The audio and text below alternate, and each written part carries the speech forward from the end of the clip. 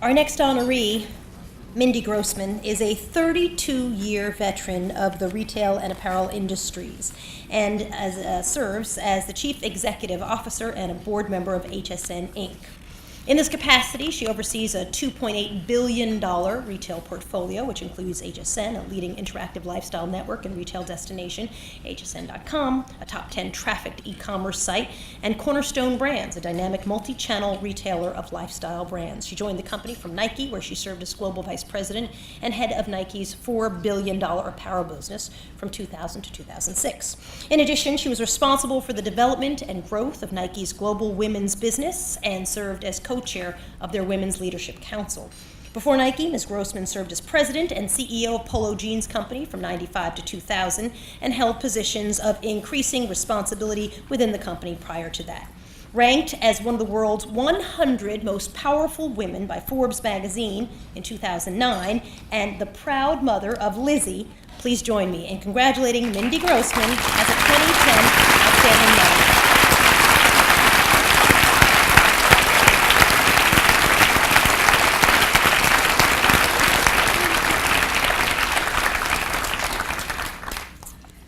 Oh, thank you again, Soledad.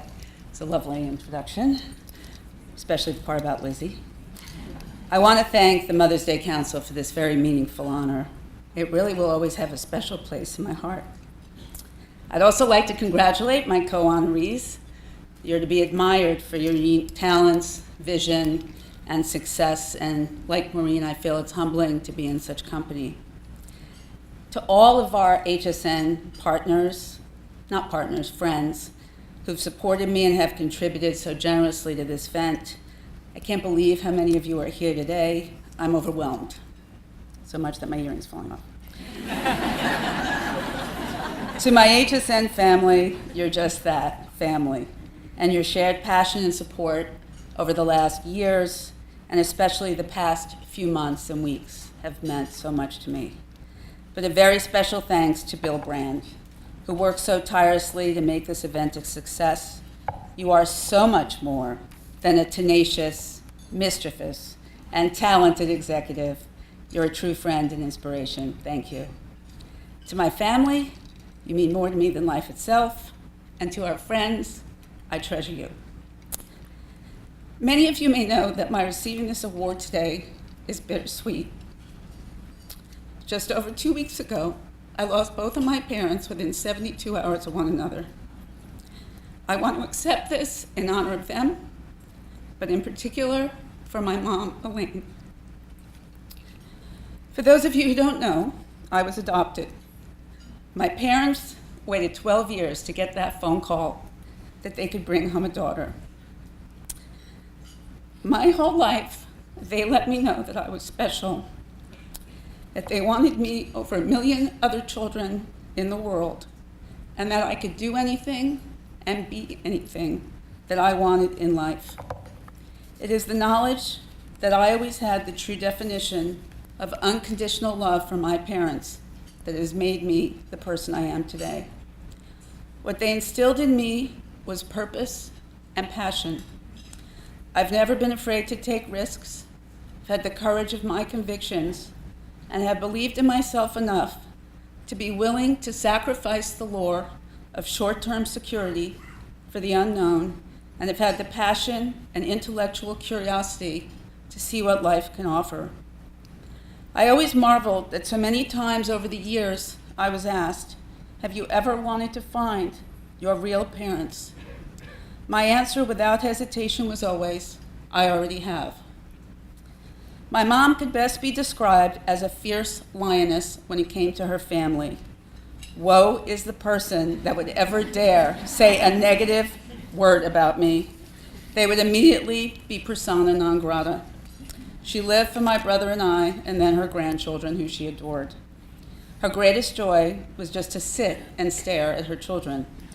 As a matter of fact, for the last 3 years, she would get excited about December 25th. It was the day HSN went to tape and I delivered the Christmas message on TV. She would watch the loop for 24 hours, just so she could see me over and over, and she made her friends where they lived watch too. She was my biggest supporter and fan from day one. After her passing, I found a box amongst her things, and upon opening it, I found that she had saved every report card, letters from camp, crayon drawings, cards and notes that I'd sent her for various occasions, and every single article ever written about me as it relates to my career over the past 30 years. It was truly a collection that she curated with great care. Interestingly enough, she was the furthest thing from a working mom who had angst over career and family. She was home every day at 3 p.m. when I got home from school, and since my dad worked nights, dinner was at 5 p.m. sharp, no matter what, so he could get some sleep before he had to leave for work. Occasionally, if either my brother or I were late, she would make a big production of locking us out, even if just for a few minutes to make her point that this was family time and needed to be taken seriously. Her family was everything, and she worked at it as hard as possible. She was so happy when I married my husband, Neil. My mother-in-law's here today, too. And not a day too soon, she was panicked I was nearing 30 and single. To her, life was not complete without a devoted husband and children, and she wished that for me every day. I'll never forget her face when she laid eyes on my daughter Lizzie for the first time. There was an expression for rapture. That was it. However, she accepted my somewhat unconventional personal journey, celebrated my decision to have both a career and a family, and she was proud of both of those aspects of my life and any of all of my accomplishment. To my husband, Neil, whom my mom and dad loved as a son, my mom hated the word son-in-law and would never use it. You truly were that and more, especially over the past years and months. To my daughter Lizzie, you've been an amazing daughter and granddaughter, and I know it was a gift to my mom and dad to be able to see so much of you these past few months.